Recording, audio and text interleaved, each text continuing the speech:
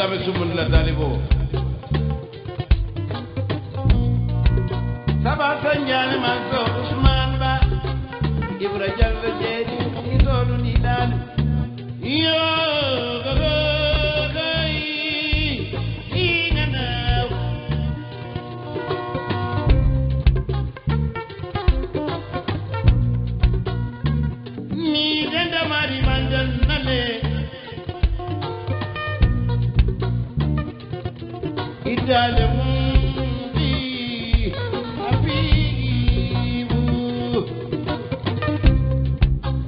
Good morning, ladies and gentlemen, and welcome to another episode of The Conversation. We're back with you here today, like we always do, to speak to young and prominent Gambians, to discuss our national issues, and hopefully, during the discussion, we will all get to understand the way forward. Our goal, again, is very simple. Gambians do have to start to conversate with one another. And this afternoon, we have everyone in the struggle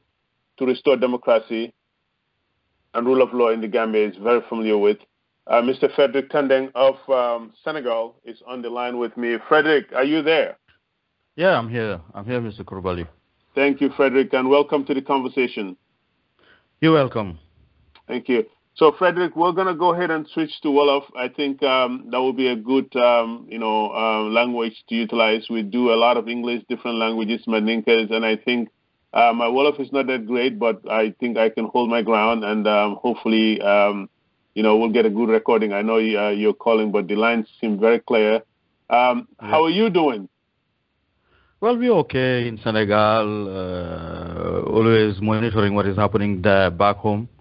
I'm hoping one day or the other things will change. Thank you. I definitely haven't been to Senegal in a very long time. I will have to visit. Frederick, you are somebody I had a lot of interest on and have been following you for quite a while now. I have to be very honest. I do hear you on these radios. You're a voice that everyone is familiar with. Thank you so much for joining us in this fight and giving us very good information. But I kind of want to get to know you a little bit. I mean, just like I do with a lot of my other guests. You are from Senegal, but you seem to know a lot about Gambia. Tell us about Frederick Tandeng and how you really got to get yourself involved in Gambian issues and our struggle here. Well, I thank you, Mr. Krubali. I want to seize this opportunity to once again greet Gambian listeners. Say hi to everybody, to my people out there in Talinding and all other areas in Joshuang, in Basse. Like I told you, I somehow, at some moment, I spent part of my life in Basse for over 3 years. So I also want to say hi to everybody in Basse and everywhere in the Gambia. Well, Frederick, as you said, I love to call myself a citizen of the world. But when it comes to Senegambian issue, I'm a full Senegambian citizen. Probably I'm one of the best illustrations of what Senegambia should be. Because I'm from Talinding school, in the Senegalese school of Kanifing, the French school. Then after baccalaureate, I taught in one nursery school in Talinding. It is called Yirwa Nursery School. From there, I was recruited by the Catholic Mission to teach at the St. George's Junior Secondary School, where I was a teacher. Then from there, I taught some part-time at GTTI. Then from there, I went to Daily Observer as a freelance reporter. Then from freelance reporter to full-time reporter, then to the society desk, then an editor before I leave to go to Sud FM Banjul. So somehow you have a sum up of what is my biography in the Gambia. And I was in Sud FM until Yahya Jammeh decided that we have to close our radio station. That was in 2005. And there I had to leave for greener pastures.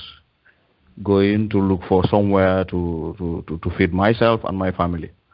That's it, Mr. Krobali. Thank you so much for that. And we'll switch back to Olof. So, Frederick, you're Senegal. One thing, I mean, you're school Gambia. Wow. Senegalese school bu Kanifing bi. Okay. Foofu laa jànge waaw. Am fa loolu tax ma am a very very good French background. Loolu tax bi ma ñëwee tam Sénégal jafewut pour ma am liggéey, jafewut pour ma involve suma bopp ci biir society bi. Xam nga. Well, my mom is from Gambia. Waaw bata but la xaw ma ndax xam nga foofu. Non, du ma dee bëgg a dee wax trop because suma nijaay ak yooyu gaa ngi ci biir système bi so gaa yi bañ leen pour gaa yi bañ leen xatal. Okay. Waaw That's good. Waaw suma papa moo jógee Casamance. Okay. Waaw. So but yow sa life yëpp Gambia la almost daal. Man Gambia laa xam. Li ma am yëpp Gambia moo ma ko jox. Foofu laa jàngee. Okay. Foofu laa liggéeyee. Suma soxna si foofu laa ko jëlee. Foofu suma doom yi foofu lañ juddu. Li ma am ci xam-xam li may wax nii si réew ak yëpp jëlee ma ko Sénégal Gambia laa ko jëlee. Gambia nga ko jëlee. Waaw. Thank you so much jërëjëf pour loolu noonu. So léegi fi mu nekk nii depuis Yaya Jammeh close Sud FM nga move to Sénégal loo nekk di def Sénégal léegi. Sénégal bi ma njëkkee ñëw dama demoon ci benn radio station boo xam ne ki ko moom was yal na ko yàlla xare àjjana fi mu toll nii yal na suuf sedd si moom because gaañu na 2012 advisor la woon ci Sénégalese State House bi advisor Ablaye Wat la woon so kooku ubbi benn private radio station in Mbour mu jël ma nekk director radio station bi Gambien su bëri daan nañ ñëw sax fekk ma foofu so after loolu started xam nga Sénégal soo ñëwee fii rek da nga dee feel ne xam nga da nga dee understand ne fii man war naa recycle sama bopp upgrade sama bopp xam nga because affaire daf dee go too fast so I had to go back ma jàngaat bi ma jàngee ba pare xam nga ma jël nag su ma force li ma njëkk a start ci journalism xam nga wax naa la Daily Observer laa nekkee so ma décidé ne man temaa dellu si print media because radio daal Sénégal fi radio dafa dañ bëri ay radio station te amul xaalis trop so ma ne xaaral temaa dem si naka la tudda si newsprint bi rek then mu am di Sénégalese premier magazine ñoom ñooy force magazine boo xam ne ñoom dañ dem ci news ci biir daal def in depth analysis ak yëpp ñu ngi tudda Nouvel Horizon so ñoom ñu ngi amoon daily newspaper ñu koy tuddee Coach ñu am magazine bi Nouvel Horizon then ñu am a people's magazine kind of celebrity magazine yooyu noonu ñu tuddee ko Coof ñu bëri ñu nekk Sénégal fi xam nañ Coof dañ dee ñëw ba Gambia sax dañ daan ko foofu noonu event yu bëre xam nga so ñu jël ma nekk editor in chief Coach booba ki nekkoon editor in chief foofu noonu Youssou Ndour moo ko jël mu ngi tudd Barka Ba moom moo nekk léegi director of information TFM Youssou Ndour recruit ko from foofu mu yóbbu ko TFM léegi man ñu jël ma replace kooku so noonu laa fa nekk fa ba 2011 ki nekkoon managing editor bi mu ne ma Tendeng man gis naa li nga dee liggéey xam naa lu bëri li nga mun and I see ne apart from journalism am nga ay talents ci communication because kooku noonu dafa baax sax ma wax kooku noonu nga xam kan la kooku noonu xariti Macky Sall la bi Macky Sall nekkee director Petrosen that is Senegalese National Oil Company moom moo nekkoon communication officer am bi after Macky Sall nekk ministre Macky Sall nekk na minister of energy minister of interior xam nga kooku tam moo nekkoon communication officer bi Macky Sall nekkee prime minister kooku moo nekkoon communication officer bi Macky Sall nekkee speaker national assembly national kooku moo nekkoon communication officer am bi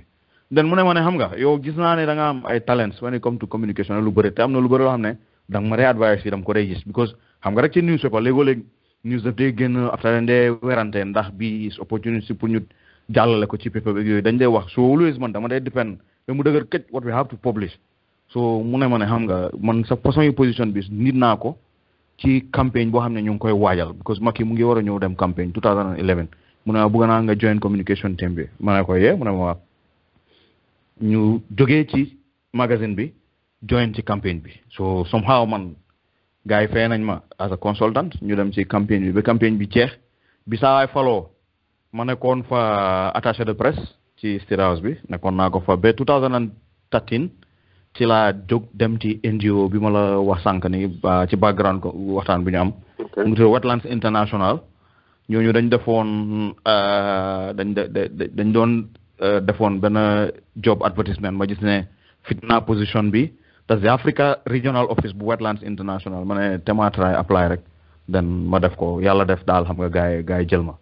so wante ba léegi daal bàyyiwuma journalisme maa ngi si foofu bot dama dee binda ci newspaper bu ñuy wax enquête dama dee use pen name nag because ak suma position bi fii nii waruma embarrass NGO bi dama dee use pen name di binda foofu equally ma bañ a lose suma skills journalistic skills yi thank you jërëjëf Sir Frederick soo dee gis maa dee laajte loolu noonu pour di waxtaan mooy ne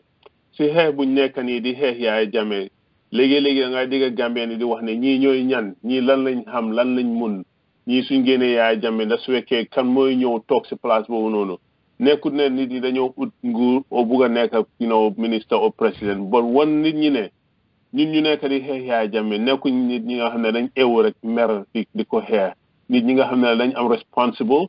ni nga ko waxee yow somebody bi nga xam ne liggéey nga somebody as high up as Macky Sall sa background moo dee tax maa dee def yi pour nit yi gën a xam ne people like you that are involved in struggle bii nii obviously we have responsibilities we're people that are moving other nations institutions out there especially in Africa but yow bi ma doon wax ak yow nga ne obviously yaa ngi woon basé si time yi coup d'état bi so yow obviously dama bugg rek explain nañu because yow somebody with a journalist background dunda nga si time Jawara bi mu nekkee président foofu noonu den nga gis transition bi into the Jammeh regime up to the time of the coup d'etat. I just want you to give us a background of you as someone who was in the country. You were very close to the powers of corridor in the media, teaching students. What was the feeling from the Jawara regime into the Jammeh regime, and touch on a little bit? See if you coup d'etat bi tamit li nga fa xam time noonu. Honestly, Jawara regime bi well amoon na benn jamono xawoon na métti si nit ñi xam nga yow soo nekkee doom ci biir kër nga gis ne léegoo dépense daf day xala dëgër ak yooyu wante time boobu tam nit ñi dañ doon communiquer well da ngay xam ne xam nga nit ñi ñu yoon under this SRP programme bi xam nga ñoo nga ak World Bank ak IMF da nga dee dégg mag yi di koy wax nga dégg gaay ne la IMF ak World Bank ñoom ñooñu nekk di sonal ñoo dee dictate Jawara government bi nangam sanga yëpp so da nga dee xam ne somewhere dëkk bi am na loo xam ne mu ngi am relationship ak li xew bitim réew wante Gambia neexoon na because da nga doon jaar ci mbedd yi gis ngaa ngeel jël paan sol fa ceeb di koy jaay pot xam nga di jaay suukar di jaay dugub di jaay mboxa yooyu yëpp da nga ko dee gis gaa ngi koy jaay diwlin noonu foo toon da ngay am looy lekk soo man maa ngi fàttaliku da nga daan jël su ma daan dem school da nga dee jël $1 suñu la joxee $1 lunch da nga dee jënd mburu da nga dee jënd ground soup da nga dee jënd karab da nga dee am weccat sax ñib si because mun nga jël transport nga pass dem di nga kii nugu si nga dugg si school bus dem wàcce ñibbi si waat maa ngi dëkkoon Josong in those days xam nga so dafa lii dëgg la tey ñun xëy na tey suñu demee ba am xam-xam bi dañoo wax ne waaw time boobu noonu dugg na fi gën a fële waaye Gambian neexoon na amin soo déggee ma ne neexoon na mooy ci average Gambian bi boo xëyee leer na ne sa tuuti astut bi nga am di nga dem nga jënd nga ñëw somehow sax neexaay bi moo tax ba at some point people were a bit kind of complacent ok li xew mooy bi coup d'état bi amee coup d'état bi nag soo ko seetloo tam da ngay se ñoo xam ne comme ni ma la waxee complacency bi mooy nit ñi ñu ngi dund mu ngi neex amul jafe-jafe Gambia comme ni ko gars yi di wax rek nit ñi dañ doon ton sax di wax ne Gambia no problème maa ngi fàttale ko suma cousin si ak suma yeneen brother sam su ñëwaan holidays ñëw fekk ñu New Josong foofu xam nga ñoom Casamance gars yi dañ am ay restrictions dañuy wax ne bu leen génn bu leen dem bërëb sangam bu leen karab-karab ñun dañ daan jógee Josong dem baal poussière nu mu tuddee si Talinding amoon na fa saal ñankit foofu sax Josong soo génnee noonu Jos Ibotaan rek amoon na ci weti benn driver ñu koy wax fax fa Bakary la woon dafa doon dawal benn van ni gars dañ fa daan def sakket di fay baal so ñun dañ daan dem baali te ñu ngeen nekkoon ay yow xale ñoom su ne suñu ndaw gars dañ dee yéen da ngeen am freedom trop yéen seen dëkk dafa bëri liberté so loolu these were caractéristique boo xam ne Gambian bi amoon na ko dina daan lekk ba suur su paree faju dafay dem mu faju su buggee dem school dafay dem te du jafe ci moom su buggee wax dafay wax su buggee génn dafay génn du ragal ne dañ koy téye dañ koy dóor wala dañ def leen loolu yëpp amut understand nga well ñu dem ñun suñu génération bi xam nga man yow ak ñeneen ñi bi gars yi ñëwee def coup d'état ñu bëri si ñun amoon nañu yaakaar wax ne ok since gaa ngi wax ay ñun suñu économie bi xëy na ay World Bank ñoo ko dicté karab ak yooyu ñoom ñu ñëw ñu ne ñu corruption ak nangam sangam Gambien sépp am féet ne ok xëy na li gars yi wax ni dëgg la nañu may chance xool bi xam soo bàyyee xel time boobu noonu ñu bëri ci ndaw yi dañu toppoon mag yi nag ñoo doon wax ne hey nguur soldat baaxut wante ñu bëri dañ doon yaakaar ne ok ñii dañ ñëw pour change ak nangam sangam but as things went on bi gis nga bi affaire yi ñoom dot faal bi amee karab ak yooyu man honestly dama lay wax dara man dama daan ñëw holidays dam dee dem Dakar dam dee ñëw Ziguinchor dam dee dem am naa a bit experience ak ñoom lu ñuy lii da nga dee toog nga déglu ñoom ñuy wax ñu ne la li xew ci biir seen réew boobu noonu baaxut because ëllëg si biir di ngeen bëgg a tàggaloo ak ñii muta leen xam nga ñoom dañ ko doon wax so man very early startoon naa di am a different xam nga eyesight ak suma mbokk yi because da ngay gis ne honestly nag suñu mbokk yu bëri comme ñun suñu xeeti joolaay banjaal ñu bëri dañu ànd ak waa ji xam nga ñoom dañ ko day jàppale so yow soo waxee ne xam nga kii daal man xal naa leew dañ la ree sotoo daal xam nga c'est-à-dire lay wax ne la yow li ngay wax teguloo ko fenn yow doo joolaa bu baax pare yooyu dañ ko doon wax ok well biñ ñëwee ba si biir man moom comme dama rëy làmmiñ suñuy werante dama leen di wax ne leen dama bëgg ngeen wax ma yéen kan ci suñu mbokk joolaa banjaal yi moo nekk ci government bi du dee am understand nga comme loolu amut ñoom sa looloo tax at some point ñu bëri si ñoom dañu start di setaat seen diggante ak waa ji but as things keep going on every day di nga dégg ñu ne la jàpp nañ jiw li ngeen bi at the end of the day koo xam wala ku keneen xam koo xam ne yow xam nga ko am na ku ñu laal so loolu jox na la problème maa ngi la wax ne la ma ne la April 10 11 ma loolu mooy fekkoon St. George's Junior Secondary School Basse ok waaw because bëggoon naa laa laaj loolu noonu ndax su fekkee because lu doon xew Banjul noonu foofu noonu obviously nga ne loolu fekkoon na la Basse so what was happening at Basse at that time bi affaire yi xewee Banjul ñun dañu oo téléphone wax ñu ko so suñu principal bi daal di oote emergency staff meeting ne teachers yi yëpp xam nga bàyyi leen xale yi ñu ñibbi because suñu dajaloo ci school bi fii nii rek mën naa am gars yi jéem a seet nu ñuy dajaloo pour create trouble so ñu delaat ci classes yi wax xale yi ñibbi but xale yi eventually they were able to manage ñoom ñu dajee ak yeneen school si gars yi dajaloo xam nga commencé taal pono di kii lu nekk foofu man am naa lu bëri loo xam ne jàng naa ko foofu noonu ba ci situation bu tey bi dama dee advocate ne xam nga dañu war a extend the resistance to the other region the inland Gambia xam nga because ci diggante boobu noonu man gis naa xale yi dañ joxoon tough time foofu noonu because Basse barak bi fa nekk noonu ñi fa nekk bëriwuñu si ay soldats bëriwuñu noonu daa not that much kii nii police yi fa nekk mostly fooguma ne mot na ay 50 people daal fooguma ko ñu nekk foofu noonu Basse bëriwuñu understand nga so da ngay gis ne ñooñu mënuñu contrôle xale yi ok su xale yi demee ba mu ëppa bi xale yi demee ba stade di leen ëppa dañ doon ooyee ay police yu jógee ay boori Bansang ak yooyu pour ñëw jàppale leen so loolu xam nga daf lay woon ne la Bansang foofu tam su ñoo ñëwee boori Basse mooy Bansang police yi wàññeeku nañu foofu waaw xam nga waaw soo man suma xel moo tax mu may ma ne si ni ñu defante nag waa ji sax xëy na su gars yi yëngaloon Basse yëngal Bansang yëngal Brikama ak waa ji léegi nguuram daanu because du mun a toppa ñëpp mënu ta nekk xam nga so boobu noonu tam gis naa xale yi tam seen quest ba pare man Kurbali dafa am lu ma naxari because man soo jàngee ci Gambian educational system bi man ci French system bi laa fa jàngee ci Kanifing mooy lycée sénégalais bi wante dañ dee def comme ni gars yi di defee ci Gambian school si mooy dañ dee xam nga Gambia man dama de su ma wax li rek su ma xool daf day jeex parce que Gambia dafa am loo xam ne Sénégal sax xaaju ko am Sénégal amut ko li may wax ne ak yow soo ci may wax di dëgëral suma kàddu Sénégal amut ko Gambia dañ dee def a breed of democracy ci biir school amin xale yi dañ dee integrate democratic concept ci seen biir xel bu ñu nekk ay cuucu ndaw ci biir school because ñoom ñoo dee tànnal seen boppa school class prefect after loolu gars yi tànnal school prefect nga loolu democratic system la nga xam ne gars yi dañuy campagne ci school bi and it's lively dañuy campagne dañuy def ay manifesto teacher yi jàppale leen xale yi dañuy start di xam ne man dama votal kii parce que kii moom a arrangé déedéet kii moo lii soo dañ dee start di am loolu Sénégal loolu amul fii Sénégal amul loolu ñoom amuñu loolu so da ngay ñun bi ñuy def loolu xale yi dañuy dem man moo tax bi ma gisee April 10 11 ma ne this is democratic system at work xale yi muus nañu ñor nañu they can be fully in charge of their problems ñu lijjantel ko seen bopp because li xewoon mooy dañu répoon benn xale bu jigéen am benn xale bu góor boo xam ne benn student boo xam ne Ibrahima Bari Brikama dafa doon papa moo ko jël jox ko fire service ne dama bëgg ngeen punishal ma ko gars yi dem di koy li xale bi gaañ so students yi ne ñooñu yëpp comme xam nañ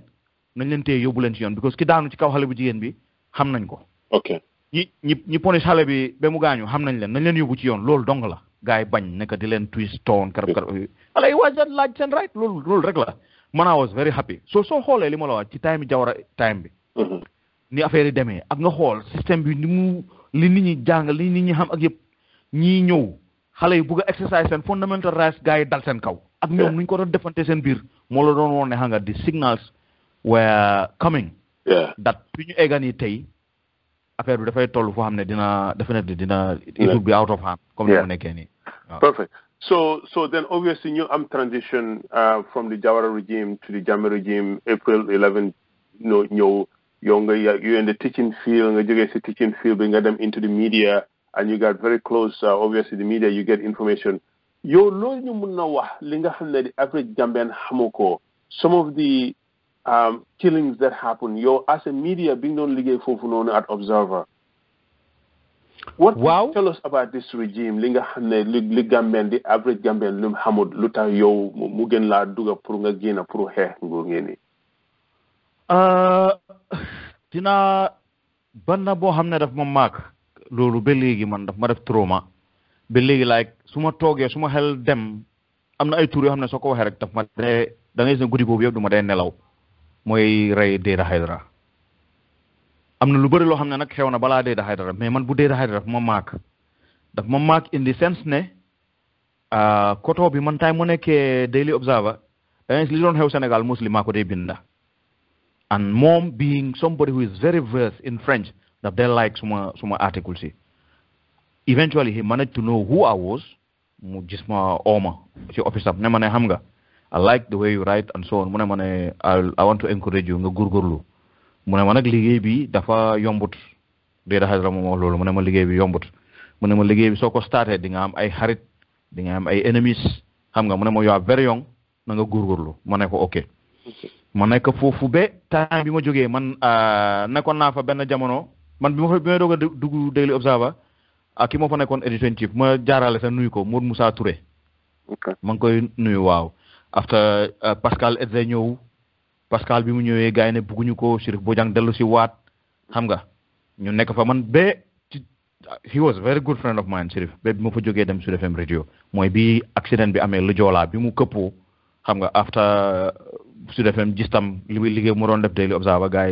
yi fexe ba ma jógee Daily Observer dem fekki leen xam nga so da ngay gis ne Dada Haidara man bi may nekk Sud FM Chérif Bojang binda book mu tuddee ko a handbook for journalists kind of guidelines la pour journalist bi suy liggéey mu xam nga mu stick to the ethics waaw xam nga ak yooyu yëpp and then Dada Haidara moo defoon preface bi moo bindoon ci kii bi wax xam nga lu tax book bi waaw book bi baax na nangam sax yëpp so keroog bu ñu def dedication book bi bu ñu def launching book bi ñu dajewaat fa again ak Chérif Bojang ak Nene Macdonald sax booba Nene Macdonald moo nekkoon minister of communication ñu daje foofu Dada ooma boobu nag MB ñu ngi nekkoon ci coow bu tànga jër ci affaire National Media Commission bill bi GPU Gambia Press Union ñu ne ñun bugguñu commission bill bi ñu doon daje demay meeting yu tànga jër ak ñoom ndeysaan suñu côté ñoom di jaaw moom ñoom numutasi Dada Haidara ñoomin Femi Peters xam nga ñoom ndeysaan dem si yàlla maire bi ni Bijou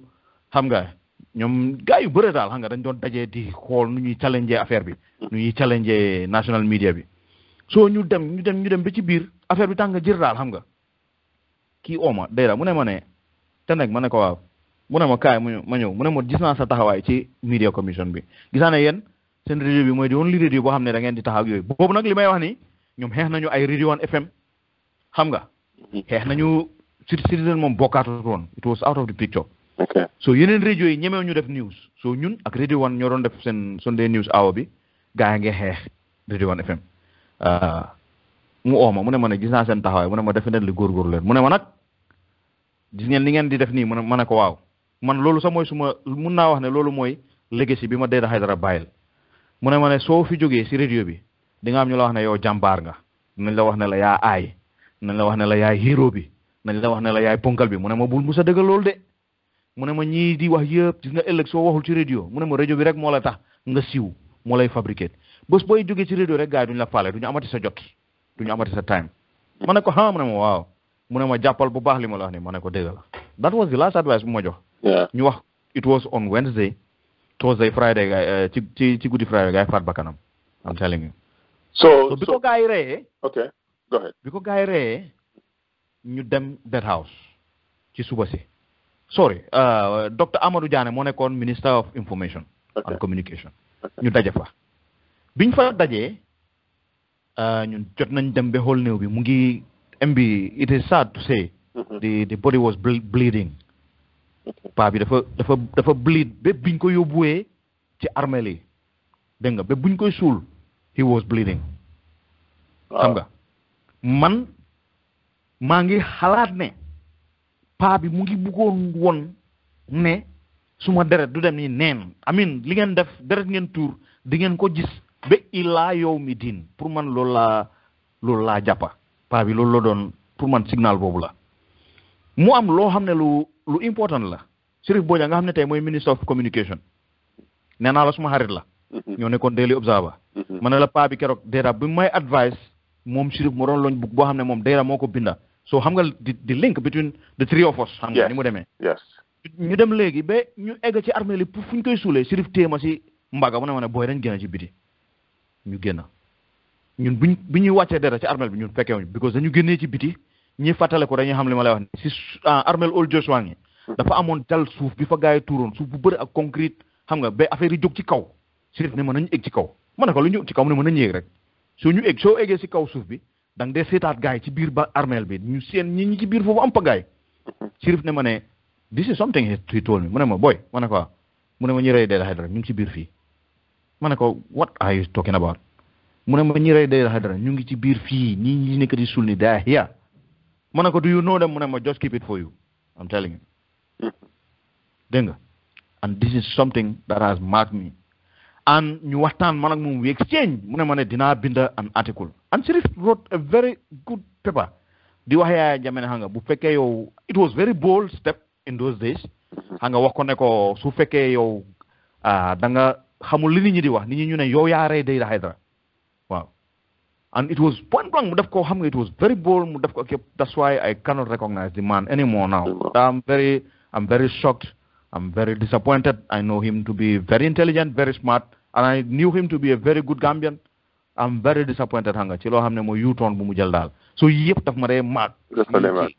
waaw ci suma carrière as a journalist foofu ci biir Gambia definitely so yow Frederick loolu baax na trop because li nga wax ni Gambia ni war nañ koo xam ne Dayda Haidara biñ ko reyee ba bañ koo suul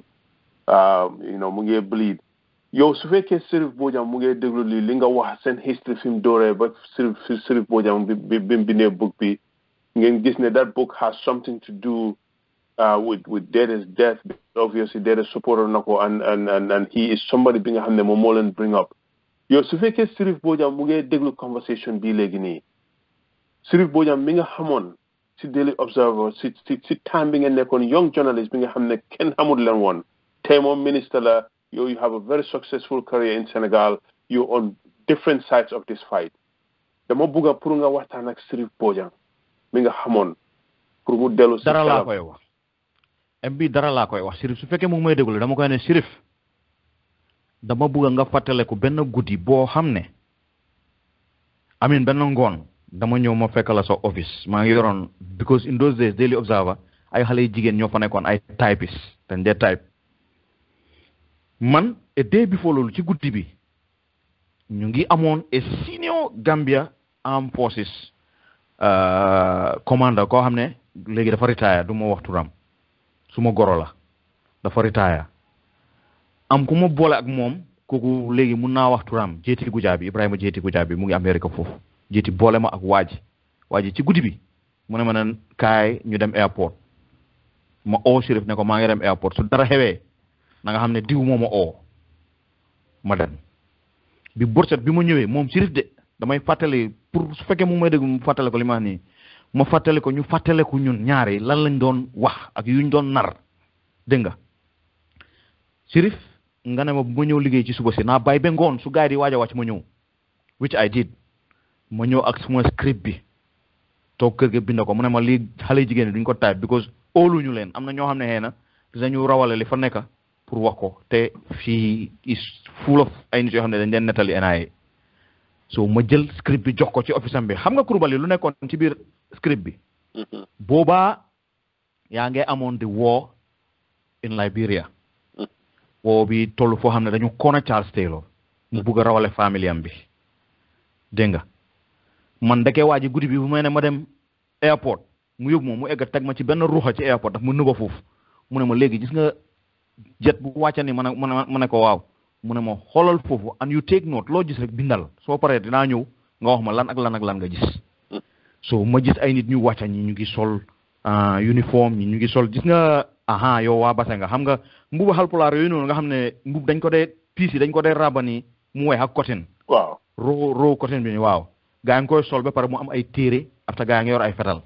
soldaar yi suñu wàccee fetal yi jël fetal gaa yi jël fetal yi seen loxo ba pare ñu wàccee leen dugal leen ci benn four wheel drive gaa yi romba dem afta am benn jigéen bu wàcce ak ay xale ay doom gaa yi romba ñu dem dégg nga afta mu am ay nit yi wàcce na groupe nit yu bëre gaa yi wàcce dem so bi ñoo ñëpp demee waa ji ñëw fekkaat ma fu mu nëbboon mu ne ma ne kaay ma ñëw ñu dugg ci moto bi mu ne ma lan nga gis ma ne ko ne gis naa ay nit yi wàcca ñu ngi yor ay fetal ñu ngi yor sol ay mbub ak yooyu mu ne ma ne kooku mu ne ma kenn ki mu ngi tudd Swandi Camara kenn ki fàtte naa tur bi ay fogot léegi xaw na yàgg tuuti man jox na ma tur yi daal mu ne ma ñii ñooy ñi attaqué woon Farafenni Barak ak ñi attaqué woon ñi bëggoon ñëw pour daaneel Yaya Jammeh ak ku koy Samba Sané ma ne ko mu ne ma waaw mu ne ma they've been brought here by Baba Jobe pour daaneel Yaya Jammeh ma ne ko yee mu ne ma waaw that's senior military commander moo ma joxoon that information dégg nga I took note of everything booba ñooñu ñëw nañu ba gars yi rawale leen ñu ñibbi ñii dem nañu kenn ki dem na Berending ñeneen ku nekk ñibbi nga si sa biir famille toog foofu noonu gars yi di préparé lu ñuy préparé dégg nga Sheriff ne ma ne information bii nii mu ne ma that day man ak moom kese ci biir office bi mu ne ma xam nga kama moom Daily Observer mu ne ko xam naa ne Yaya Jammeh moo ko moom mu ne ma yow noo xamee loolu ma ne ko non man xam naa ne Jammeh moo ko moom mu ne ma te dañoo Amadou Samba ma ne ko non Amadou Samba moomut ko after mu reetaan moom Sheriff mu ree because he knew ne li may wax is the dead fact mu ne ma léegi information bi nga indi nii ne ci biir jigéen bi wax ne moom moo wàcc ak xale yi jabar Charles Taylor la woon in fact ak doomam yi gars yi yóbbu leen Paradise Suite dégg nga soo mu ne ma ne information bi suñ ko publisher rek gars yi dañu lay uti pour jàppala mu ne ma léegi soo fi jógee don't sleep in your house utal fooy fanaan daal xam nga ba man dinaa la I'll let you know ne the environment is safe pour nga dellu si waat ma ne ko ok ñu génnee story bi gis nga bi ñu génnee story bi NIA wër gars yi ci biir Gambia gars yi dem teel these were people ñoo xam ne they were preparing a bloodshed in the Gambia loolu man ak Sheriff su ma la waxee ak JT moo xam ne moom moo ñu signal affaire bi we save Gambia from that that happening dégg nga because biñ ko defee pare people were hunting us man dañ ma daan toppa dañ daan ñëw Daily Observer di may wër man def naa la ma 2 weeks yoo xam ne fanaan ma suma kër sax duñu doon xam fan laay fanaan ci biir Gambia ba gars yi arrest ñooñu yëpp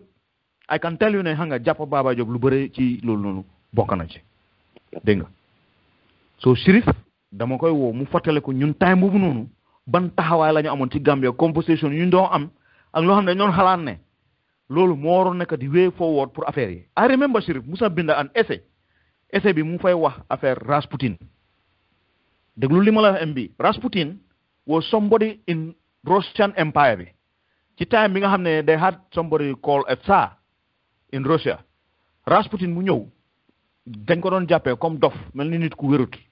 waaye amoon na some mystical powers ni daal daf dee mel ni comme ñun xam nga magic yooyu ñoo xam ne dañ da am ay magic power yooyu nangam sangam mu dugg si doomu buuri Russia bi jamono boobu noonu daf daanu rab dégg nga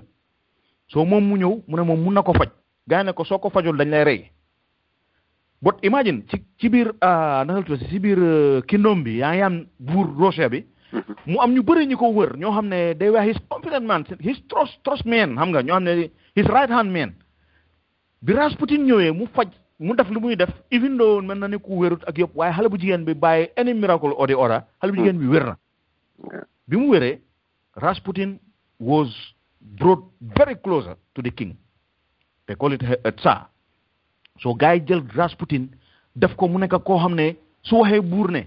daanelal kii rek daf ko dee daanel su ko waxee ne arresal kii daf koy jël And Sirif wrote an essay to tell Yaya Jammeh, listen carefully to what I'm telling you, Lima Lewani. It was in 2004, suma jumute. Yeah. Oh, sorry, 2002, when we been the essay. Okay. Di wax Yaya Jammeh ne Rasputin, you have to be mindful because I'm not a Rasputin, you have to be ngurgi. Don't allow yourself to be used by Rasputins because Gambian people will turn back against you. This is Sirif Bojang speaking. I remember he invited me in his office. Mune boy li French killer, French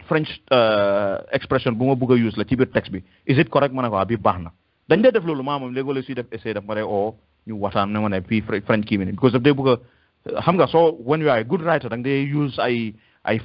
figure of style xam nga xamné pour mu make your text xam nga very very nice hanga pour nit read ko ak yoyu. He is very good at that. Dama don oné mané hanga holal li ak lolu nangam sangam dañ dé waxtaan lolu. Okay. So Sirif warned Yaya Jammeh to be careful of the many Rasputins they were turning around him. Then you prove they are capable of doing this and that miracles after they can use him against his own people. That is Sirif, very Sirif. I used to know Bobla, admire him. That is very Sirif. I like. Mom lay wo ne ko ne na delu xelam tay mu fatale ko est ce que mom tay nekut di same Rasputin bim dom bina. Wow. Perfect.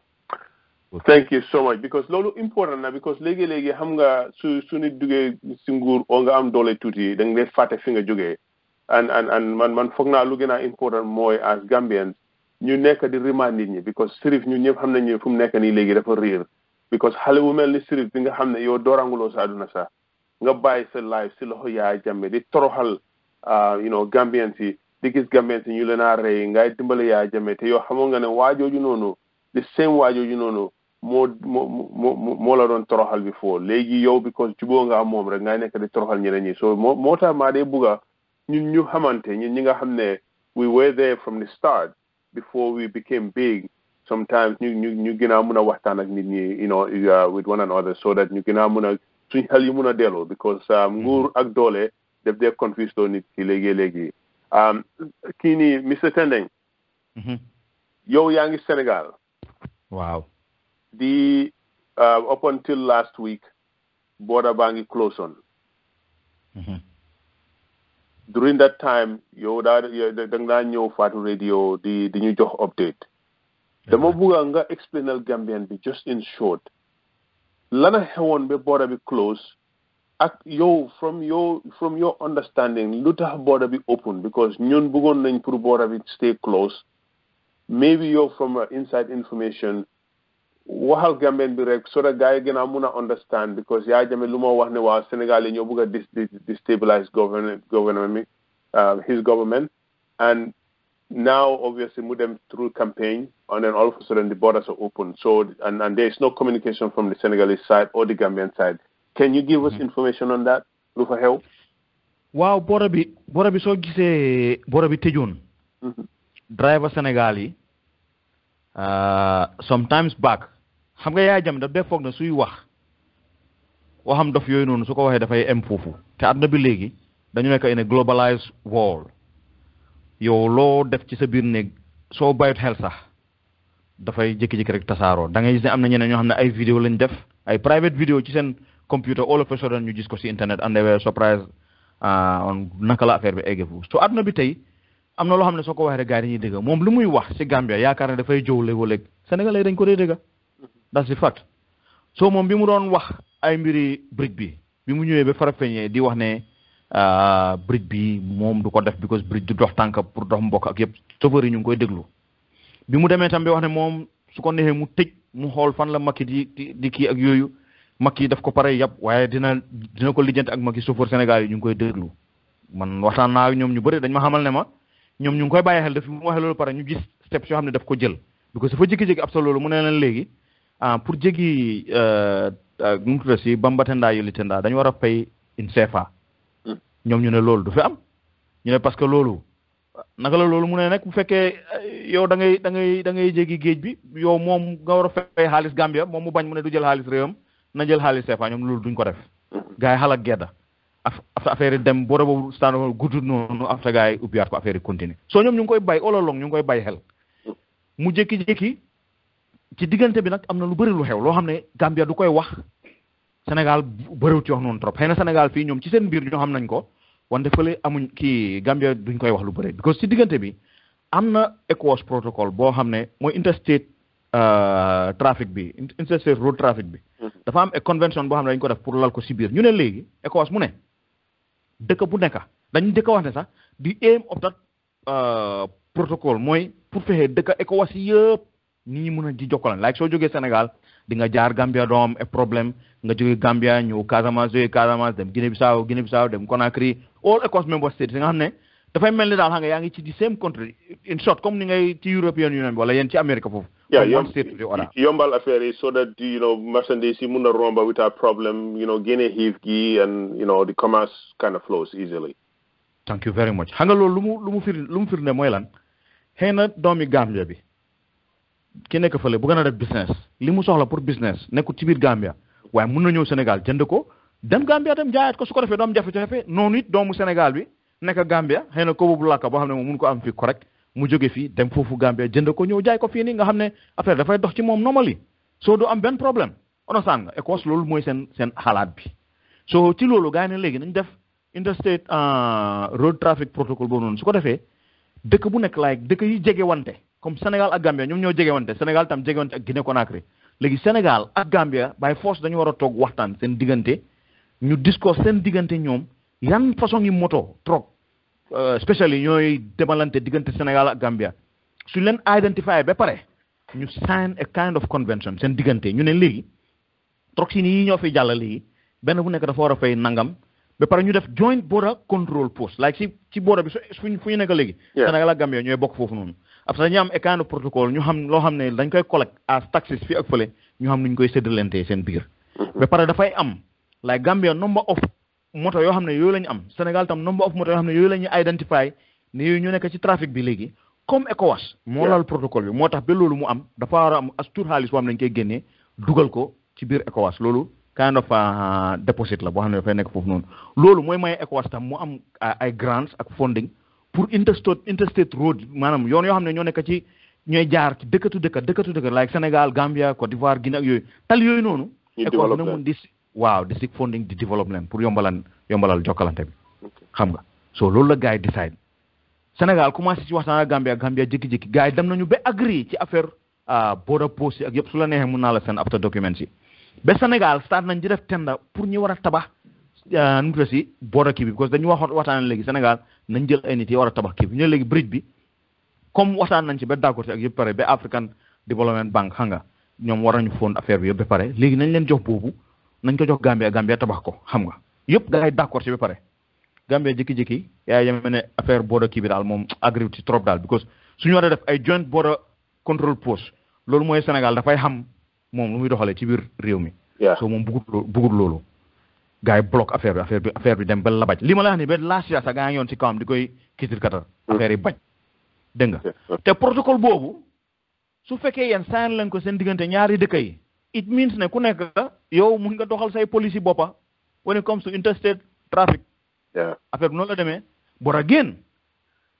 su fekkoon Gambia ak Sénégal amuñu loo xam ne ñoom dañ ko bind seen diggante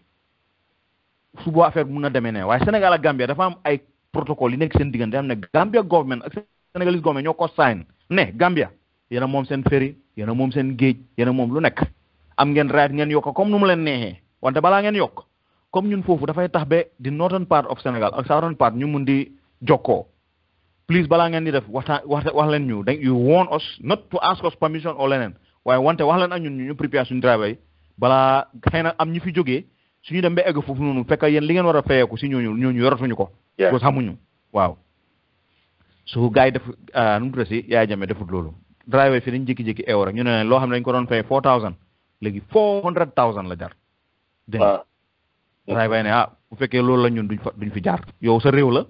suñ fi jaaree soo ñu téye nga dóor ñoo sa affaire la waaye léegi dañuy abale xam nga ñu ne léegi ñun comme loolu la ñun duñu aw foofu daal xam nga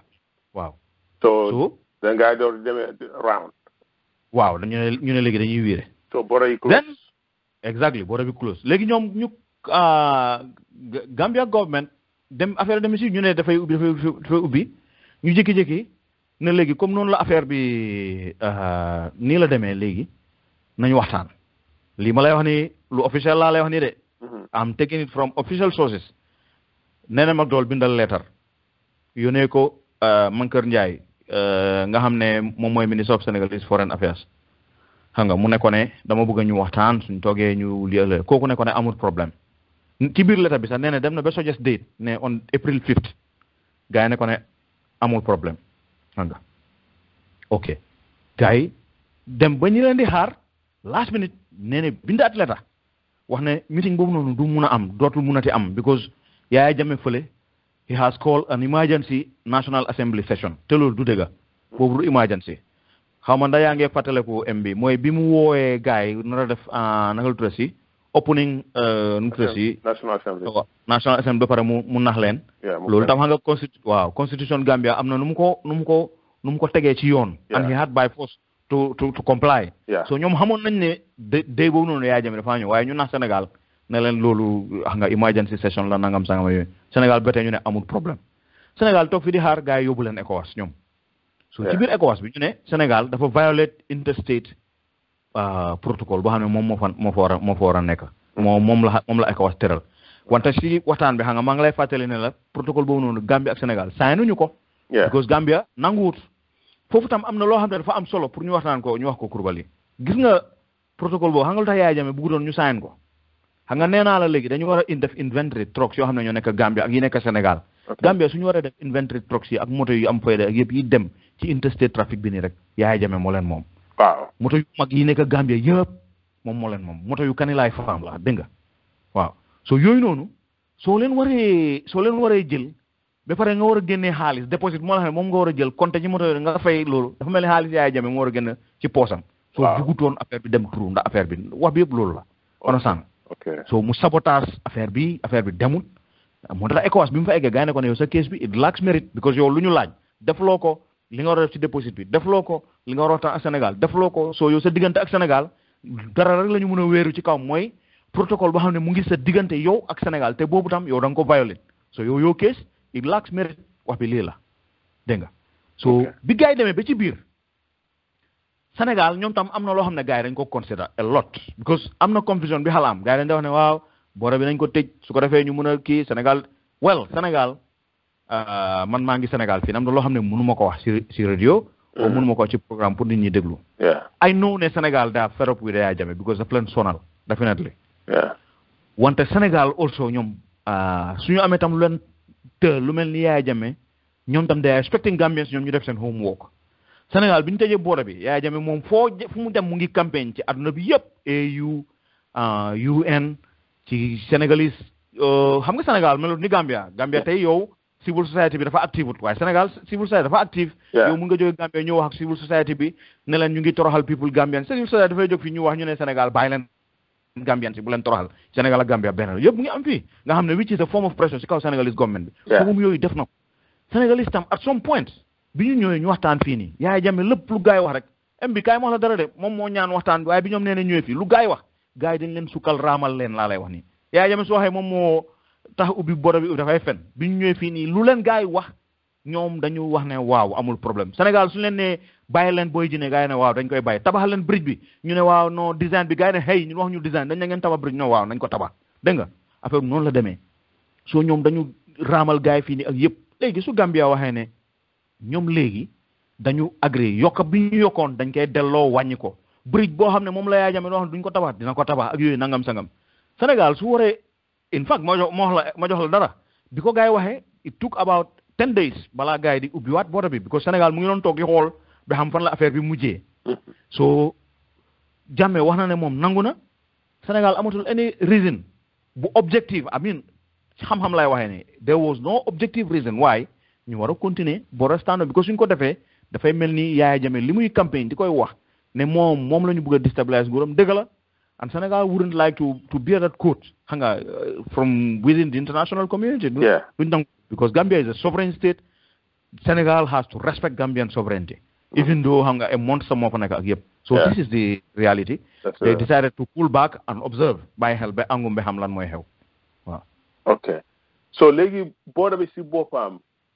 ubina legi ni So on what terms? Guy dañoo build bridge boobu noonu because they're gonna ñu ngi move materials si yolo ñu mën a wax foofu noonu is what are the agreements? Are there any agreements? Because at first there was this agreement. Guy jubawuñu woon moo tax border bi close. Léegi lu tax border bi ubbi gars yi dañooy build bridge boobu noonu am dañ si la lañ d'accord pour ubbi border bi. ñàkk jubóo bi mooy boo gisoon it was 11 points bi gars yi waxtaanee mu des 2 points yoo xam ne foofu la gars yi amoon ay problème Sénégal ne ok ñibbi leen af ñu waxtaan si comme yéen mënu leen lii go back to your country because li xewoon mooy ci meeting bi lu gars yi wax rek ñoom dañ lay génn ci biti oo Yaya Jammeh so Sénégal ne ok comme yéen Yaya Jammeh ngeen di kii yooyu ñibbi leen go back to your country make a decision bot ñun fi ñu téye foofu lañ téye so ñaar point si gars yi doon xëccoo fu xaloon a xala lii nii in fact du xëccoo sax mooy ñoom dañoo xam ne we are waiting to get Yaya Jammeh's go ahead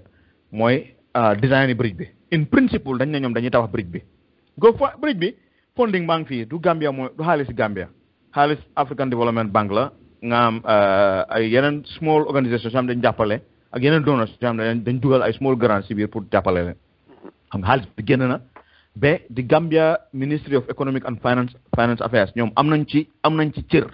like they can disburse the money pour tabax ko ba pare ñu jël Gambia National Road Authority ñoom ñoo war a tabax bridge bi so xaalis bi mu ngi fii everything is there xam nga ba contractor bi award nañ ko ak everything xam nga so léegi li desoon mooy pour tabax bridge bi ñoom ñu last minute ñu ne léegi ñoom design bi Sénégal ne leen ñu lu ñu discussion ci design bi from onset ba léegi ñun faale ñu loolu ay design ak yëpp you go on tabax leen ñu bridge bi and so on so ma njort ne bi gars yi demee dañ leen xamal leen ok now we will do it ak affaire yi boy jine bi gars yi waxoon pour ngeen bàyyi ba léegi gars yi bàyyiguñu ko but I guess ne Sénégal ñu ngi bàyyi xel loolu ak interest kii bi nu mu tudd si joint border post yi loolu tam Gambia léegi dafa agree ne léegi dañ koy tabax so as I told you Senegal had no objective reasons li war a tax waaye xam nga gars yi dañ ko ubbi boori okay waaw thank you so much Freddie because you know buuma woon pour ma interrupt la because lii léegi nit dañuy dégg bits and pieces lu ndaw fii lu ndaw fële so but it's very important ba pare li ñu nekk di def nii tamit mooy waxtaan bii nii ñu ngi koo capture because in the future foog suñ xale yi suñ students yi suñ professionals yi gën a mun a xam you know lu gën a happen because ñun xam nañ ni si continent Africa bi pour génne documents yi bi you know dañ dee disappear because you know they're not electronic so more than time in African duñ dee denc archive so yeah duñ dee archive dara so this is in a way luñ bëgg a archive at least from somebody like you but man li ma la bëggoon a laajte tamit mooy yow liggéey nga ak Macky Sall you understand African politics especially with ECOWAS Yaya Jammeh is a stubborn person in the region and we know Gambia is a sovereign country obviously you cannot just go and just grab him and getting out although nations have done that in your thinking why do you think ECOWAS and especially chairman ECOWAS bi nga xam ne mu ngi Sénégal foofu noonu ak li nga xam si Macky ak li nga xam si Sénégal without obviously compromising your security and your job lu tax gars yi ba tey confrontuñ Yaya Jammeh and lu tax Sénégal nekkuñ di def a lot more pressure on this guy because ñun ñëpp xam nañu Yaya Jammeh the longer he stays there it's just a matter of time balaa guerre di jóg foofu noonu Gambia ak Sénégal laaj nga lu important because dama dee dégg especially these days dama dee dégg bi border bi ubbi gars yi dañ dee nekk di blast Sénégal xam nga you have a kind of Sénégal bashing from within the Gambian community which is totally wrong because suñ defee loolu we are sending very wrong signals and we are empowering Yaya Jammeh by doing that because actually lu gars yi war a xam mooy Jammeh has never been weakened as he has been today musta am understand nga and the border standoff this long border standoff has gone a long way into that so let's learn to be cool suñu def analysis xam nga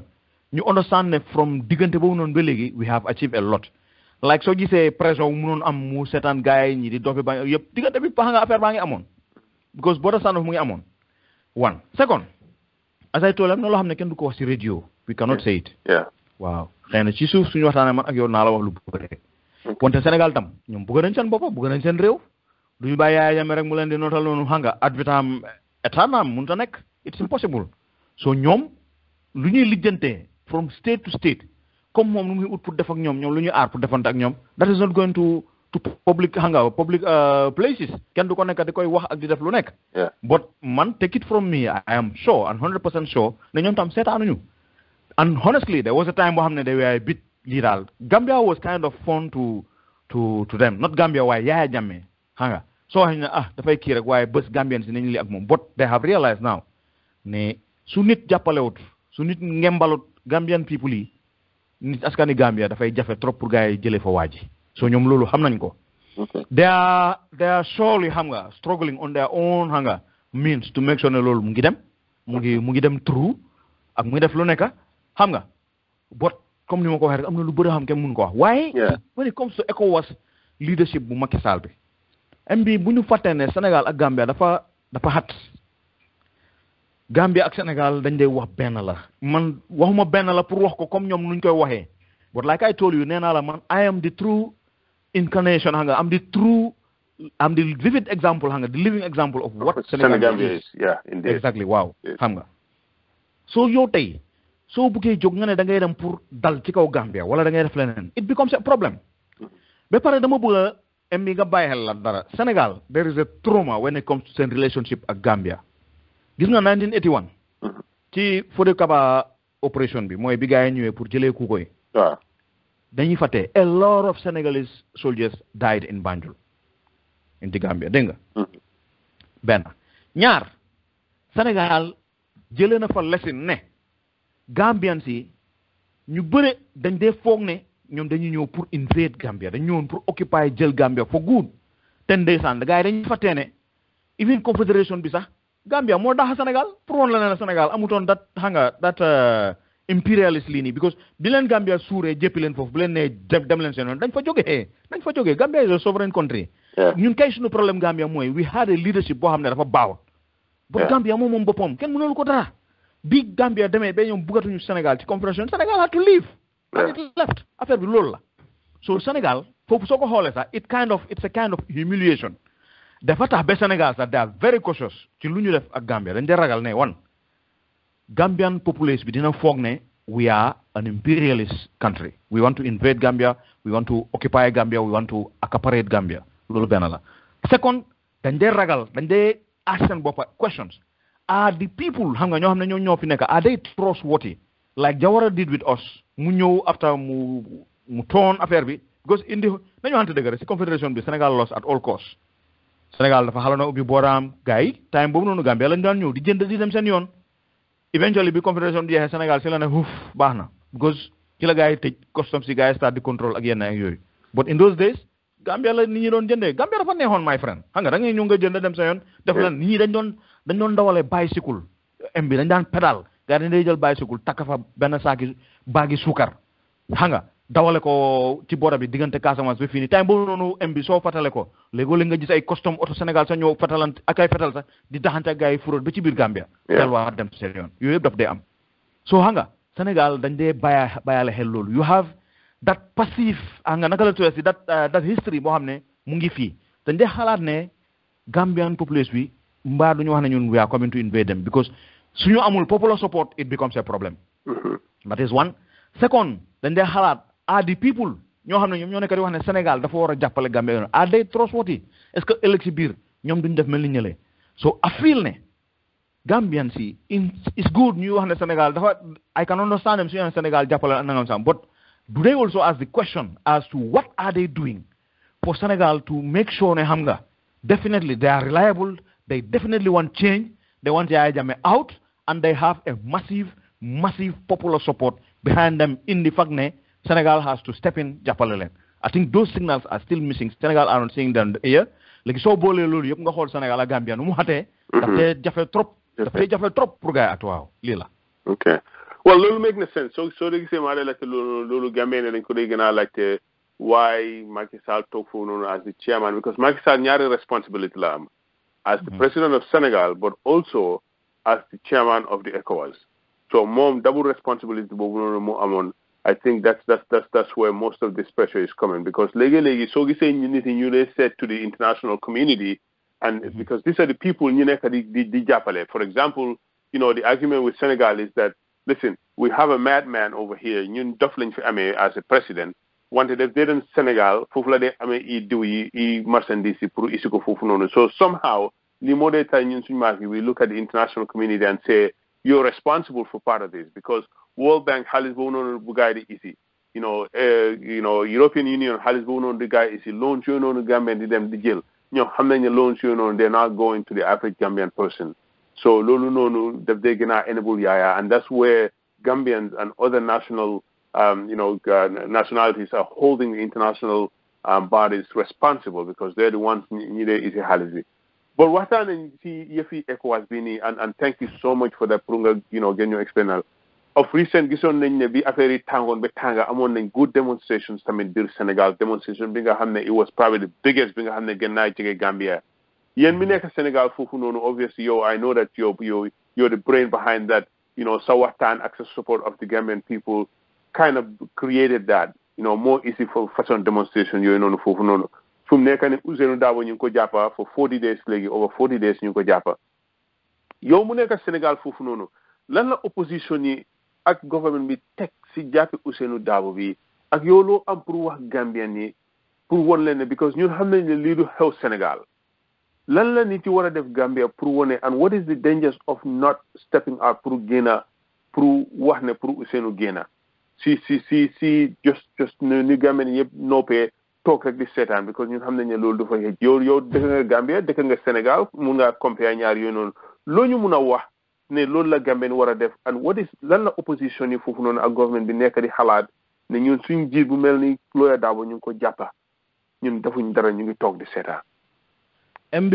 yaa ngi laaj lu am solo because gis nga ñii loolu laa bëgg a damay emphasize loolu baax a baax na nit ñi bàyyi di wax ne Sénégal nekk di leen jàppale wala Sénégal daf leen seetaan li Sénégalese government di def du ma ko wax in public as I said. yow yaa ngi wax demonstration boo xam ne moom moo amoon fii nii demonstration bi ñun we did a lot xam nga when we decided that it has to happen it happened xam nga and ñun kenn di stopput ñu fii nii we are free to go often da nga may gis ci Senegalese TV stations yi damay jël ay positions nga against Gambia government yooyu yëpp mu ngi am and the Senegalese media da ngay gis ne every time dañ dee wax ci léegi Gambia almost every day di nga am a newspaper boo xam ne xam nga Gambia mu ngi ci front page bi they are talking about the Gambia so nit ñi du mooy yoon ak yow Sénégal fii nii di media dafa am a big role ci biir li nga xam ne réew mi noonu la moo doxee government dafa am decision making yu bëri yoo xam ne media bi daf ko dee orientate or daf dee dictate a bit ci xam nga position yoo xam ne mooy official government official position bi so loolu dama bëgg nit ñi xam ko bu baax a baax one second xam nga sànq bi ñoo xam mbiri border closure ma ngi lay wax ne la xam nga Sénégal dañuy am a problem that is pour xool ndax really do Gambians definitely want change and if they want change do Gambian people want Senegal to be behind them ndax dañuy pare loolu ñoom am nañu problème fii nii bi gars yi téye Lawyer Darboe of course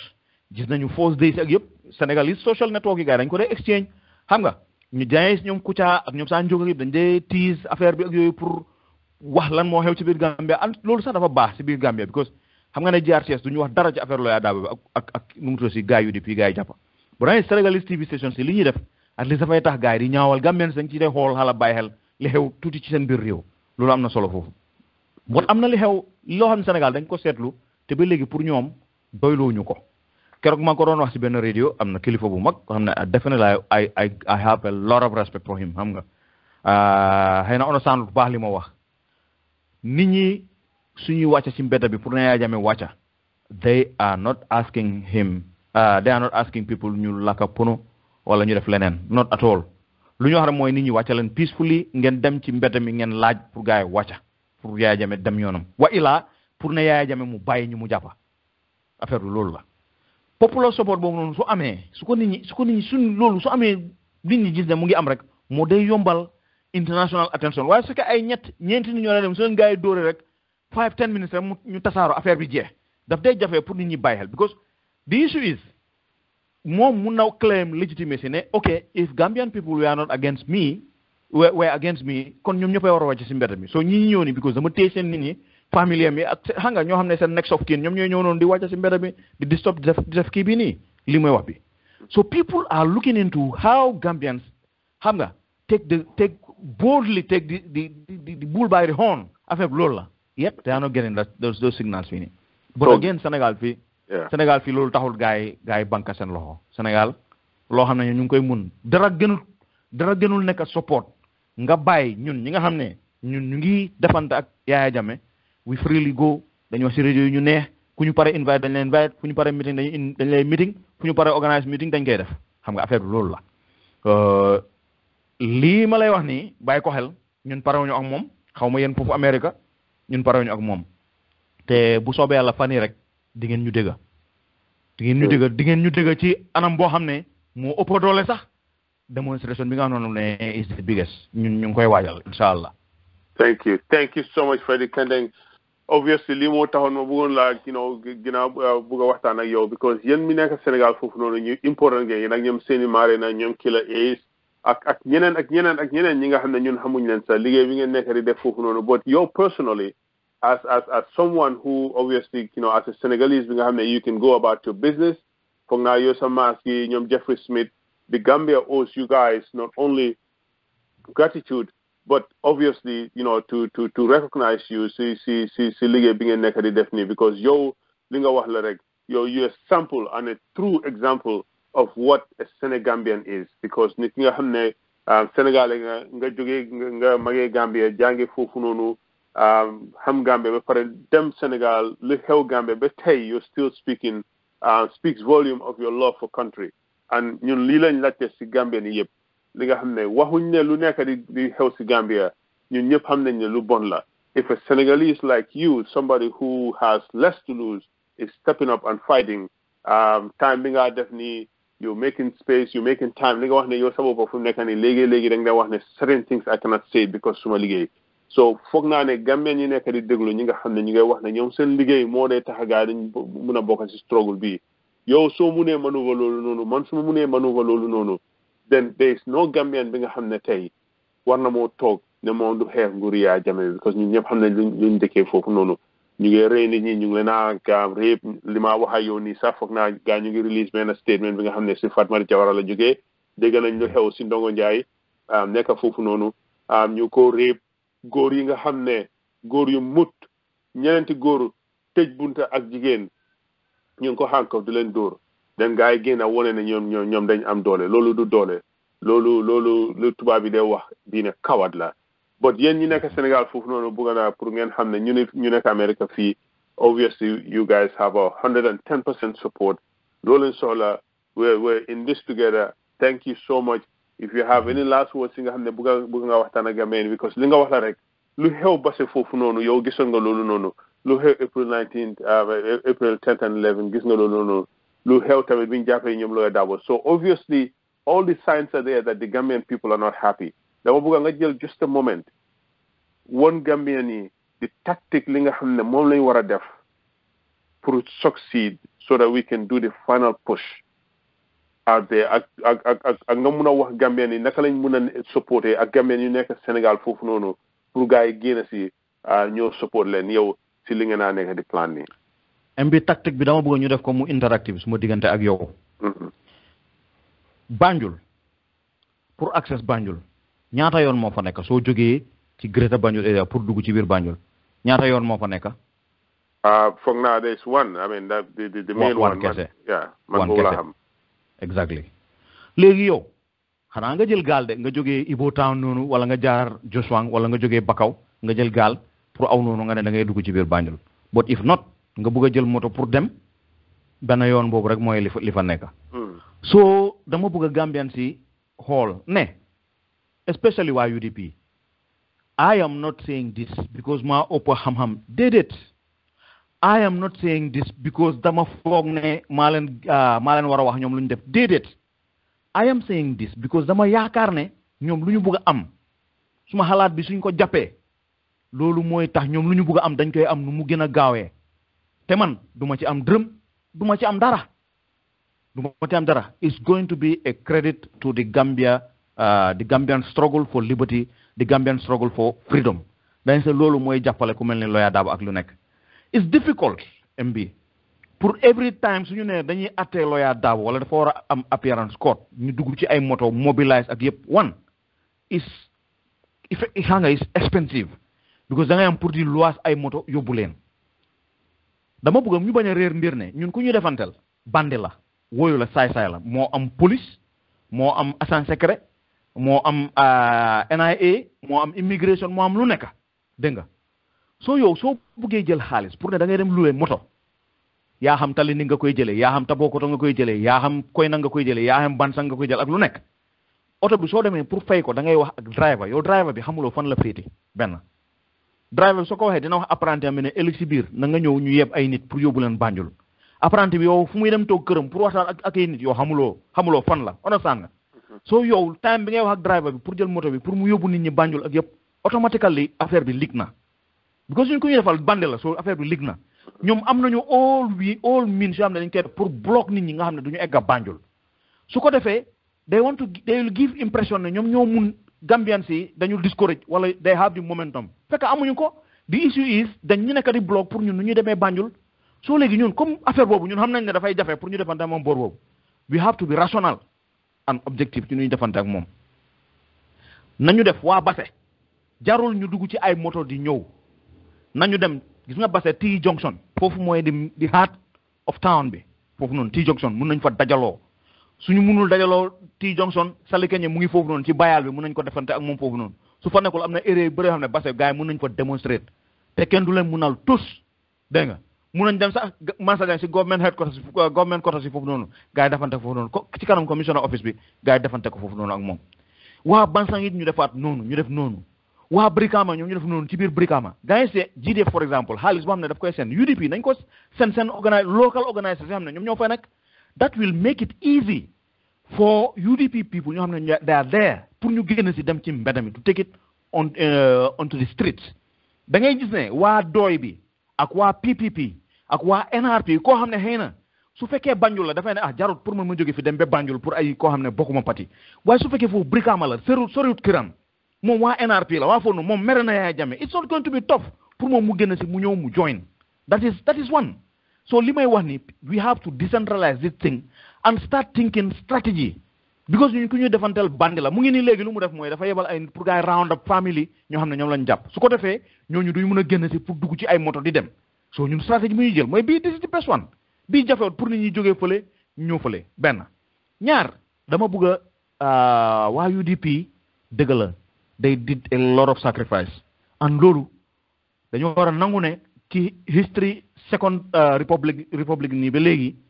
ñoom ñoo fi am fit def ko bot jeexut affaire bi xaajut bu ñu relent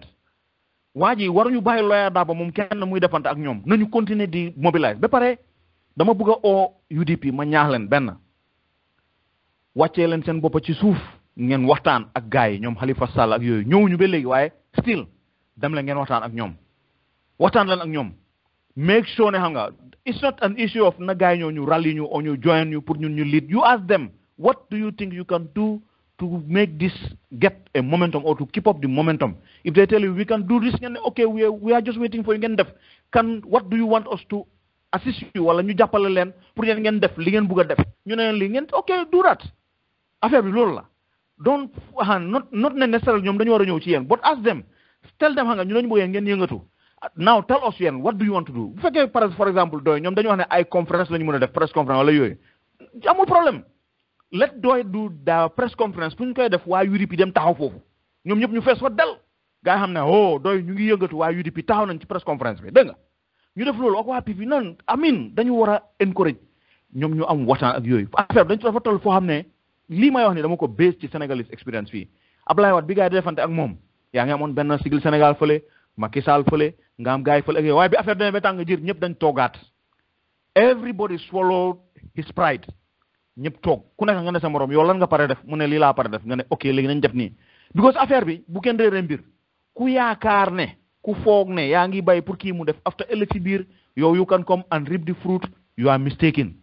because Gambian people it's true that they are silent but they are not stupid Gambian people know who is doing what so affaire bi loolu la nañu suufeel suñu bopp ñu continuer di waxtaan ñu dem ñu gisante ak ñoom ñu bàyyante ñu bàyyi bashing bi letos nañu wàññi man maa ngi waxtaan fan yii nii ak kenn ci kilifa yu mag yu ECOWAS ak yu ñoom waxtaan naa ak ñoom xam nga Ibn Chambas ak ñoom Alioune Tine gars yi ñu ngi may wax ñu ne ma da ngay wax ak sa gars yi ngeen wàññi bashing bi because am na lu bëri loo xam ne for exemple gis nga joint AU ECOWAS mission bi xam nga ak UN mission boo xam ne moo demoon Gambia balaa border bi di jóg ak yooyu noonu xam nga I mean dem fa ba gars yi di koy wax ne ko xam nga they are expecting him mu waxtaan ak opposition bi ba pare mu def free and fair election ak yëpp ñooñu loolu fii la xewee Sénégal fii nii Sénégal was behind that ñoom ñoo ko force ne ca dem leen ngeen takkal pot waaji ak yooyu nangam sangam so ñun suñu kiyee ñuy dal gars yi léegi dafa lay mel ni ñoom lu ñu def we are not acknowledging it or we are not seeing it so nañu wàññi bashing bi and ñu gën think strategy xam nga ñu gën a xalaat and to me like I said ku war a jógee Bakoteh pour man su jógee Bakoteh ñëw ci boori nu mu tudd si boori Sukuta ak yooyu gars yi dajaloo area boobu noonu xam nga ñu nekk Serekunda East boor boobu noonu gars yi dajaloo foofu ut foo xam ne foofu la ñuy dajaloo dañuy am pour jël ay paramilitaires pour yóbbu foofu noonu ñu am pour uti ay paramilitaires pour yóbbu leen Talinding waa Talinding Buffer Zone waa Fajikunda waa nu mu tudd si Abuko ak yooyu gars yi dajaloo ut ñoom fu ñuy yëngale ak yooyu nangam sangam Yaya Jammeh would have to scatter his forces te loolu amut ko mënu ko su ko defee xam nga daf leen di use gars yi dañuy sonn dañ dem ba ci biir Gambia dafa ndaw su boobaa yow sooy dugg si area bi nga dugg rek nit ñi xam nañ la xam nañ yaay kan dafay easy we will come through this regime affaire bi loolu la em bi thank you so much Frederick lii moo tax waxtaan baax because dañ dee mayante dañ war a di mayante xel just because ne yow nekkuloo UDP you know doesn't mean ne yow amuloo stratégie te foog ñu déglu wante suñ stratégie ñun si conversation bi lii lañ bugg a di def pour Gambie ni ñëw ñu gën a mun a waxtaan mayante xel so that ñu xam naka la ñoo mun a takkulee suñ dictatorship buñ fa nekkee because ñun ñëpp xam nañ ne tey Gambia liggéey amu fa xaleel bu jànga ba wàcca du mun a bind lu correct sax suñ wàccee tey Gambien bi pare na moo risk life am pour jël yooni gannaaw bi pour dem Europe wallaahi démba sax dégg nañ benn jigéen bu fa dee ak benn xale bu góor ak benn xale bu góor Gambien bi nga xam ne yaa ngi déglu lii su fekkee yaa ngi am liggéey bu baax tey bugga nañ nga xam ne sa liggéey bu baax boobu noonu liggéey keneen la woon te ëllëg liggéey keneen la moo nekka suñ nguur fu mu nekk nii daf ñu soxla as doomi Gambien foog ñu jóg as collectively ñu xeex bii bu ñoo def nii nag nekku ne dañ bañ Yaya Jammeh lu ñu wax mooy for 21 years Yaya Jammeh ngi jàpp suñ nit ñi di leen dóor di leen rey di leen tëj di daanu si ko jigéen yi fii la day jóg mu ngi jóg base foofu noonu sax di wax ne moom jigéen ñi ñooy xaritam yi naka la jigéen ñi Gambien mun a nekkee xarit yi Yaya Jammeh te góor yi duñ nekk xaritam doomi Gambien bi foog ñu eewu ñu bañ aduna si yëpp ñu woon Yaya Jammeh ne su laalee suñ doom yi su laalee suñ jëkkër yi ak suñ nijaay yi jigéen ñi foog ñu jóg jigéen bi nga xam ne yaa ngi déglu lii war ngaa xam ne Yaya Jammeh buggu dara Gambia Yaya Jammeh benn interest la am Gambia mooy pour moom mu nekk foofu noonu ba moo dee su fa jógee mu isi doomam yi tamit noot ñu lii lañ nekk di xeeñ ñun bañuñ kenn jël nguur ki nga xam ne moom la doom yi Gambia ni bugga wante reye gi sàcca gi ak abuse bu nekk di happen ñuy réeb suñ jigéen yi moom lañ bugga mu stop. Thank you so much Frederick Tendeng for coming to the conversation. Dinañ la fi isi waat xam nañ ne lii it was just a last minute obviously you're somebody very very busy but man dinaa bugga pour ma isi la fii pour ñu gën a bugga waxtaanee fa Sénégambia because man foog naa ne pour ñu dem si kanam foog ñu understand lii te léegi si radio yi da nga def a very good job di ñëw foofu noonu di wax 5-10 minutes nga dem liñ dee bugga mooy pour ñu toog so that ëllëg suñ doom yi ak ñi nekk ñi nga xam ne ñoom ñooy njiit Gambia ñu mun a toog déglu yoo sa maas gi at least get information ñun research buñ nekk di def tey dañoo am suñ buñ jànga suñ education buñ am ni is because of information buñ archive fii in the United States and on the World Wide Web when the African history and African struggles very rarely nga ko dee find online and Gambians and Africans are doing a very good job in archiving that and at the conversation fii tamit moom lañ bugga di def bi nga xam ne dañoo nekk di def audio yi nii di ko def so that generations from now mun nañoo toog déglu Frederick Tendeng your idea and how to go about and what you did for this fight. Thank you so much. If you have any closing words, we will do that. Thank you for your time. And the mic is all yours. I still want to encourage Gambians. Tell them Hamga is not an easy fight. That we should not relent. This man is finished. If we relent, we give him extra time, even though he is finished. So we should not relent, and we should take our courage in two hands and tackle him, and let this man not divide us. Gambia is one, and I think UDP, PPP, DOI, NRP, whatever party we are all one, even APRC. In fact, I would encourage people to take it to APRC people. You challenge them to be ay wax xamal leen ne leen nga seen waaji du waaji yooyu because fight bi pour ñu am ko tam fokk waa APRC ñeneen am pour defect ñëw join ñu bokka ñu loolu yëpp lu koy waral mooy ñu waxtaan te bañ a tàng xol ñu wax lu nekk xam nga lu ñoom luñ ñu jóowee rek wax na ñun dañu tribaliste ñun ñu won leen ne ñun duñu tribaliste suñu waxee ne xam nga ñun we are unpatriotic ñu won leen ne ñun we are patriotic ak yëpp it's just as simple as that if we do it that way xam nga inshallah waaji pare na MB man maa ngi lay sant te lay gërëm bu baax a baax ci programme bi di encourage nit ñi tam ñu gën di koy déglu because it's a very very very important man it was definitely a big pleasure pour ma bokk nekk sa guest jërëjëf. Thank you so much, Frederick. Thank you. You're welcome. Bye.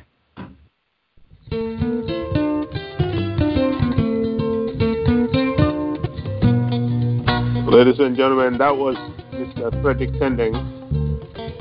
from Senegal. Thank you so much, and good evening from Los Angeles.